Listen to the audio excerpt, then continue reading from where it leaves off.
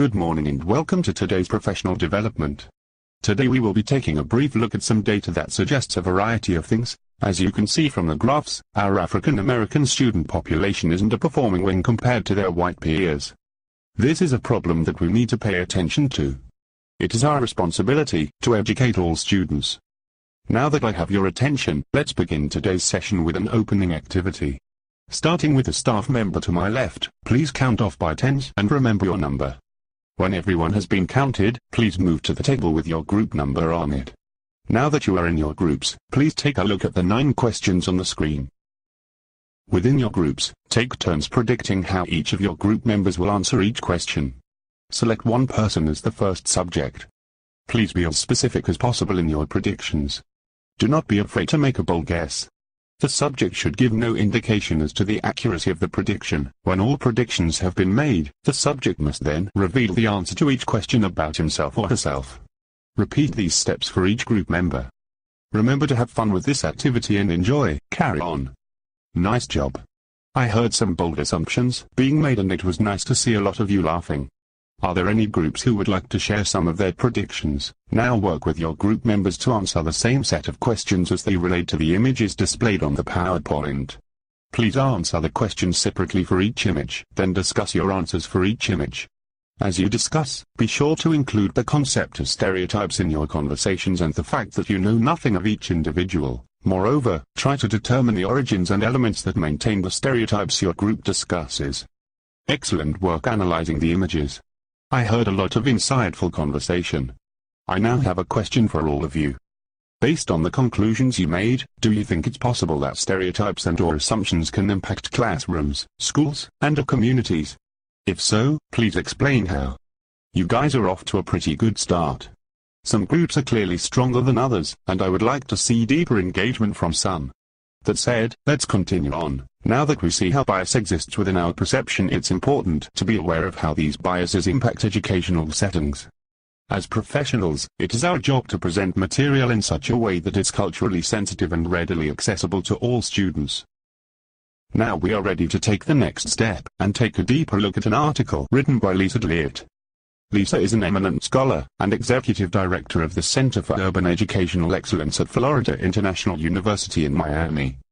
She is well respected and is one of the nation's authorities when it comes to minority education in the US. Our goal here today is to analyze some of her work and extrapolate relevant concepts as they relate to our own work.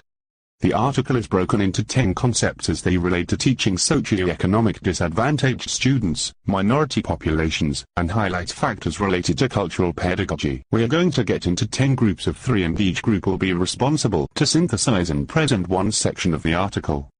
After you are finished getting into 10 groups of 3, look up at the large screen to find your group numbers reading assignment. Most of you are familiar with Jigsaw learning. We will take a larger text and break it into small sections and each group will present their section. After you relocate to your group and receive the handout, begin reading. Remember, we are looking for in-depth analysis and deep understanding. We like intellectual show-offs. If any group has trouble within their section, I will ask specific questions that help move your presentation along. Group 1 questions. Can you further describe the study racism without racists? What is meant by the title? What is important to note about the comparison made between 2 schools? What are some causes for the discrepancy outlined in the article? Is DeLiet correct in her assumptions about future job titles as it relates to a snapshot of curriculum? Group 2. Does our curriculum view basic skills similarly as described in the DeLiet article? What does DeLiet mean when she describes the school process of teaching decontextualized chunks of information? Do we do this? And if so, what are the pros and cons? Group 3. What is currently being done with the curriculum to address critical thinking? How do you assess students' ability to critically think? What is critical thinking? Group 4. What role does media play in the development of self-esteem and/or ego of minority populations? Describe the hegemonic belief described by Perry and what are your thoughts about its implication in today's public education sector? Group 5. What current practices are in place that allows teachers to better understand the home lives of their students? As educators we design instruction, with that in mind, what is being done to contextualize lessons in meaningful ways that's easily identified by your students? Group 6. In terms of contextualizing a lesson, what boundaries exist? Is anything out of bounds? If so, why? From a leadership perspective, within your building, what is being done to allow educators to reshape lessons to focus on contextualization? Group 7, describe Ms. Brandon's philosophy on how to meet the needs of African American students and draw similarities or differences to your own philosophy. How can we educators build a sense of connectedness like Ms. Brandon? What are we currently doing to foster this type of emotional connection for all students in the classroom? Group 8, discuss in depth the results of the Michaels and Keston studies and their impact on unintentional bias within the classroom setting. Provide examples of how biases are formed and planted into each individual. Use examples from self-reflection. How does bias emanate from individuals regardless of their awareness? How can learning about your unintentional bias improve your instruction? Why does DLIT suggest that our traditional notion of basic knowledge needs to be turned on its head? Do educators have a duty to learn about other cultural norms and design instruction to best fit both majority and minority cultures? Group 9, describe DLIT's metaphor and interpret its meaning. Ask the larger group to perform the task DLIT describes in the section. Group 10, describe the first long quote presented in this section. How is education related to claiming humanity and in what context is this relevant? Last but not least, my summary of the last part of the article. DLIT argues that it's important to remember that as educators we hold a tremendous amount of power.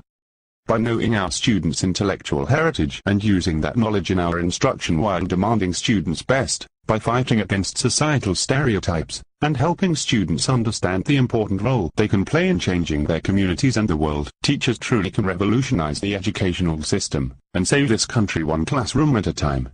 Thank you for presenting and teaching the group about DLIT's article. With all that said, are there any questions or ideas left unresolved? Does anyone want to share something for the good of the group? Moving on, now we are going to conclude with an activity designed to carry the ideas discussed today into your classrooms and building. I will need you to stay in your same groups.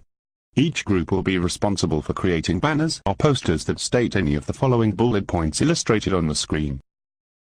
Please express yourselves as concisely as possible and phrase your banners so that they address the larger ideas from today's session. As a nice little incentive, the group with the most thought-provoking sign will win a dinner voucher. Wow, you guys are creative, and I'm looking forward to seeing these posted throughout the building. Thank you, and remember the power you hold as a classroom teacher. Go out there and continue to do great work. Your students and this community needs you.